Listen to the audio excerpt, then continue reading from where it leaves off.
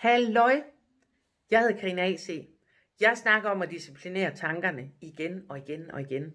Fordi når du først lærer at disciplinere dine tanker, så kan du faktisk styre dit liv mere eller mindre til derhen, hvor du vil have det. Det vi skal snakke om i dag, det er faktisk, at du skal sende eller sige noget godt til andre mennesker. Det kan være, du sender en sød besked, hvor du skriver noget mega godt til en, du holder af. Det kan være, at du møder en på gaden og giver en kompliment. Det sjoveste af det her, det er ikke kun modtageren, der modtager noget.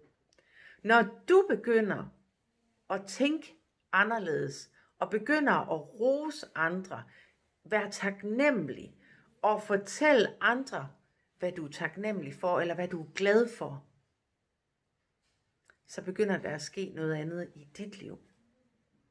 Prøv at tænke, du gør noget godt for andre. Det her med at disciplinere tankerne, du gør noget godt for andre, og det smitter af på dig selv. Det er vildt. Så gå ud i dag og gør noget godt for andre. Sig noget til andre. Sig noget mega godt. Ros dem. Giv dem noget kærlighed derude. Du har muligheden i dag, så få gjort noget ved det. Og hvis du tænker, at det kan være udfordrende, eller du har modstand på det her, så tag fat i mig, så skal jeg nok hjælpe dig ud over stepperne. For der er ingen grund til at blive, hvor du er, når det, at du kan give andre komplimenter, kan berige dit eget liv.